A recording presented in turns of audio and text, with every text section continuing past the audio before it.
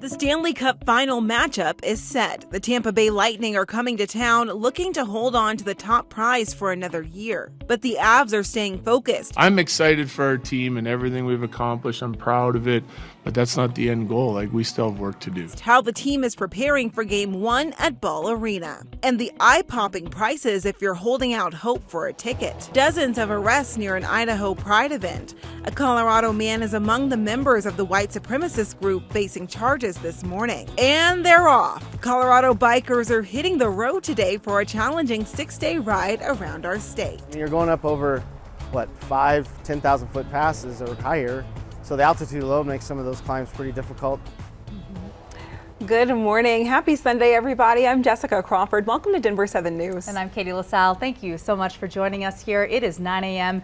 and temperatures are already in the 70s. It is going to be another hot day across the state. Mostly clear skies, dry conditions, and we will see a few widely scattered storms later on this afternoon. But right now, really pleasant conditions outside. 75 degrees out at DIA. Sun is shining. Winds sustained from the northwest, just at 7 miles per hour. Toasty once again today, but not as hot as yesterday. We tied the record of 100 degrees in Denver yesterday afternoon. This afternoon, it's going to be low to mid 90s for highs. A few of those storms set to pop up over higher terrain and spread east over the plains, mainly after 1 p.m. Temperatures outside this morning were in the low 60s in Leadville, now up through Steamboat Springs. 80s already filtering into the eastern plains. Stay hydrated, stay cool. 90s today and even hotter and breezy tomorrow.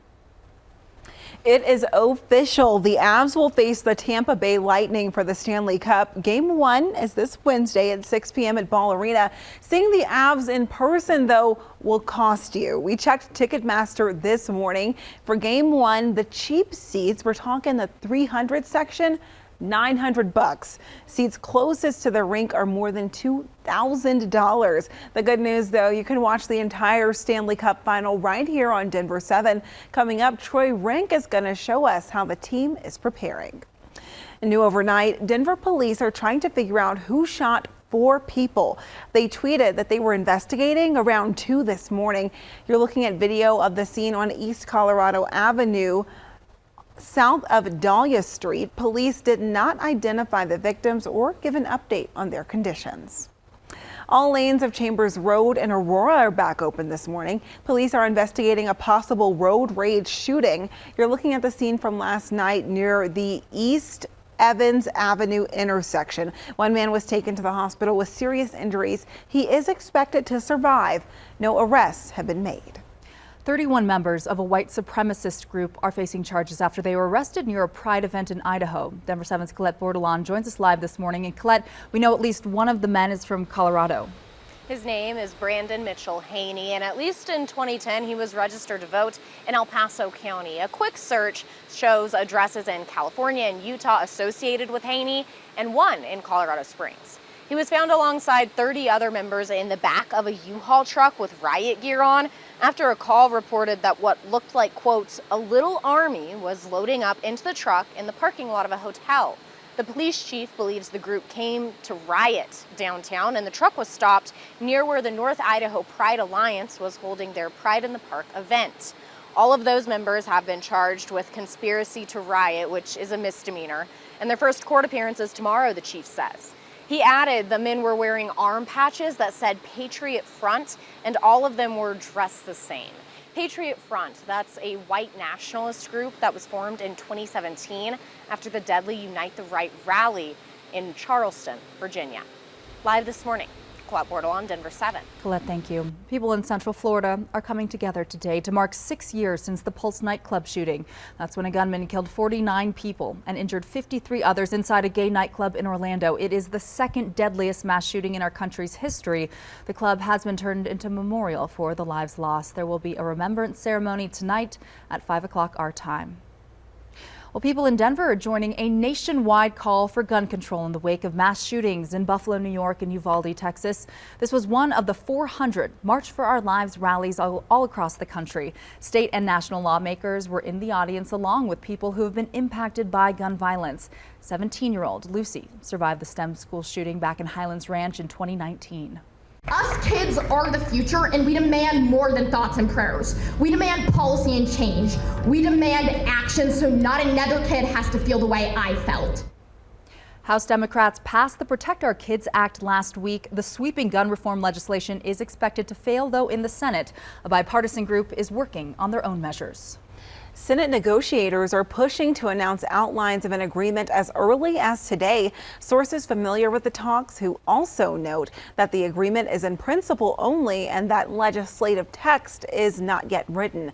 The agreement is said to include background check changes and funding for states to implement red flag laws. Colorado already has a red flag law in place. The Broncos are teaming up with Denver and Aurora city leaders to get guns off the streets. This gun buyback program is in partnership with Raw Tools. The nonprofit melts down donated guns into garden tools. More than 100 firearms were collected Saturday, including a dozen assault rifles. The buyback is a drive-through event and you can give away weapons anonymously. The next buyback is July 16th at the Park Hill Golf Course.